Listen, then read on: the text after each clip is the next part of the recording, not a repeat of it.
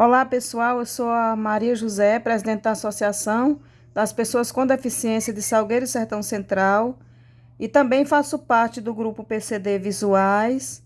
Esse grupo é um grupo muito dinâmico, onde já realizamos várias atividades, realizamos atividades online e também presenciais.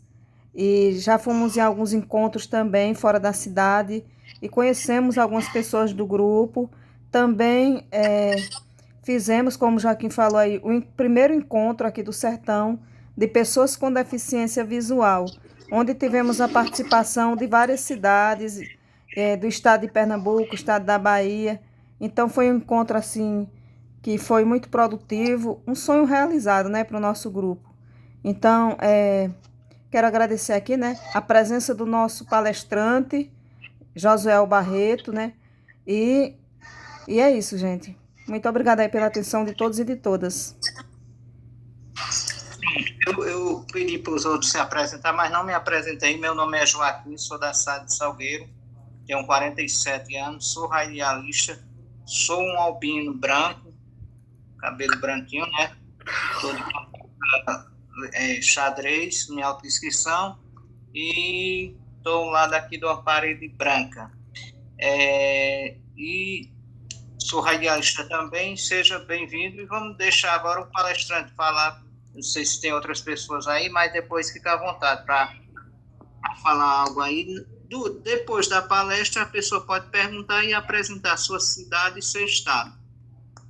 Depois da fala na palestra. Fica à vontade, palestrante. Boa noite a todos e todas. Eu sou Josiel Barreto, eu sou de Santo Antônio de Jesus, na Bahia, Recôncavo Baiano. Eu sou uma pessoa que com deficiência visual, sou cego total, e algumas atividades que eu exerço, além de radialista, sou instrutor Braille, instrutor de informática para deficientes visuais. Estou também na condição de presidente do Conselho Municipal do Direito da Pessoa com Deficiência de Santo Antônio de Jesus, sou conselheiro do Conselho Estadual do Direito da Pessoa com Deficiência, fui membro fundador da Associação Santo Antoniense dos Deficientes Visuais e membro presidente da associação. Hoje estou como coordenador de projetos, né? E também fui um dos membros fundadores do Fórum Baiano de Pessoas Cegas e com Baixa Visão. Inclusive, eu tenho a honra de estar aqui hoje com a gente, nossa companheira Vânia Teixeira, né, que é coordenadora de articulação do Fórum, que, graças a Deus, inclusive, o Fórum está muito bem com essa coordenação que está agora fazendo um grande trabalho. E dizer a vocês, no início, primeiro agradecer, né, Joaquim, toda a equipe aí.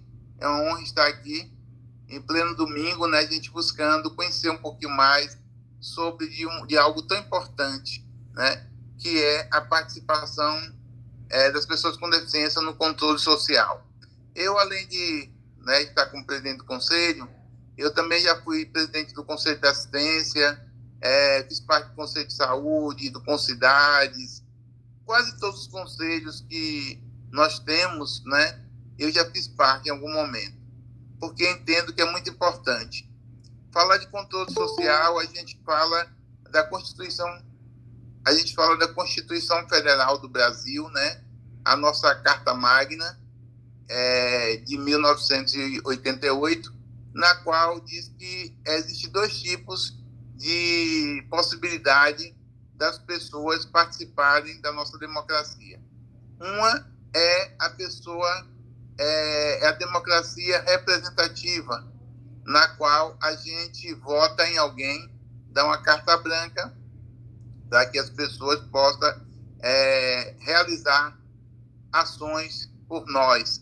Então, quando a gente vota em um prefeito, um vereador, um deputado, a gente está, governador, presidente, a gente está fazendo essa questão da democracia representativa.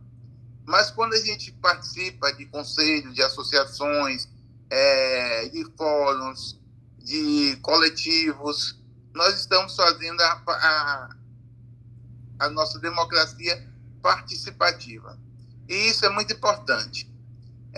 Nós temos conselhos de políticas públicas, que é aqueles conselhos que trabalham uma determinada política pública. Por exemplo, nós temos conselhos na área de saúde, né? O Conselho de Saúde, Conselho de Assistência e Conselho de Educação. Na área de educação, nós temos conselhos como do Fundeb, Conselho da Merenda, vários conselhos ligados à educação e à saúde e assistência. E também nós temos os conselhos de direitos, né?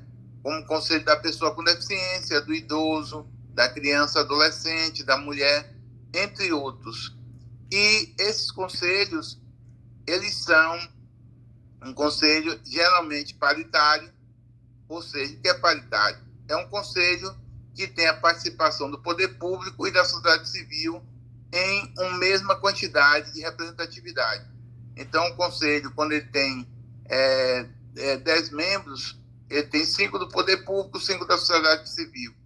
E todos os dois grupos são importantes, porque a sociedade civil, nós estamos ali para apontar os problemas, a dificuldade, e os representantes do poder público estão ali para encaminhar, né, aquelas solicitações e tentar ajudar. Então, no diálogo, o conselho basicamente é diálogo, ele pode ser fiscalizador, ele pode ser também deliberativo, né? Então, assim, ele delibera naquilo que é de competência que a lei determina.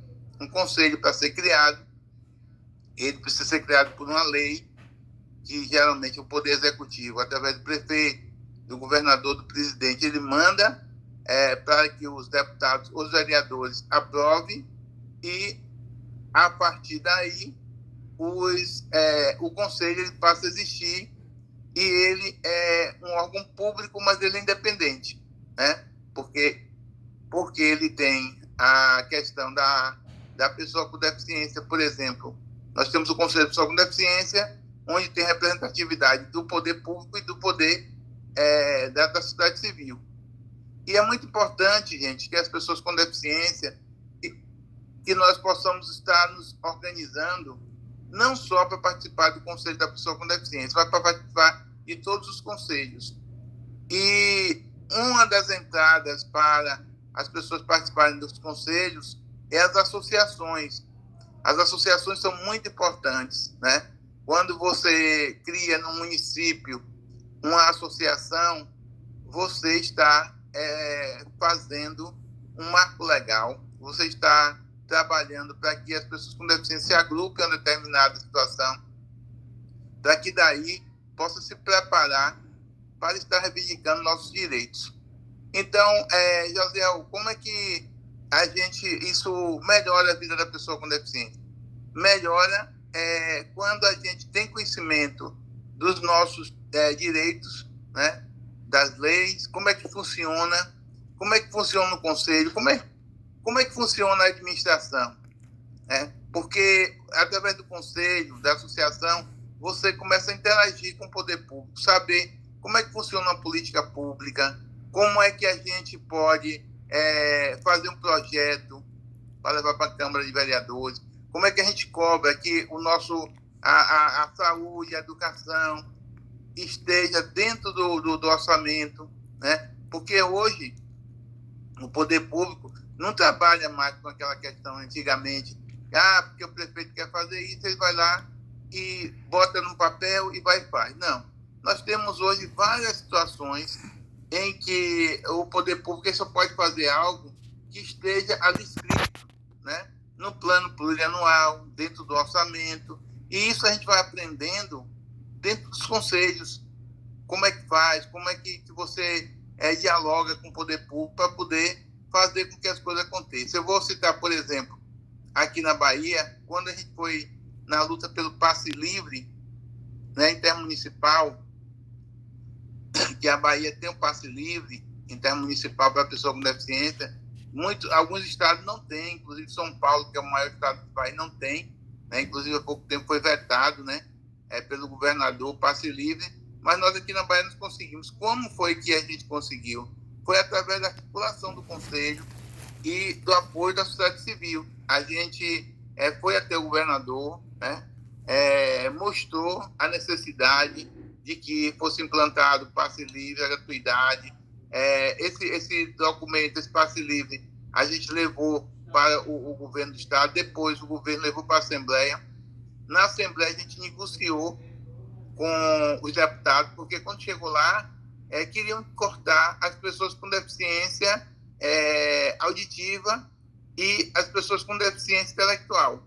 Só queriam, no passe livre, os deputados queriam colocar só o passe livre para a pessoa com deficiência física e visual. E aí a gente bateu o perfil, não. Ou o passe livre é para todas as pessoas com deficiência, com todas as deficiências, ou então com nenhuma. Então, a partir daí, a gente trabalhou muito e trabalha até hoje com passe livre. Claro que o nosso modelo da Bahia não é o ideal, né, porque as empresas boicotam muito passe livre, mas a gente luta, a gente vai mudando sempre. No início, o passe livre era de 2 anos, passou a ser de 5 anos, graças à questão da atuação do Conselho Estadual.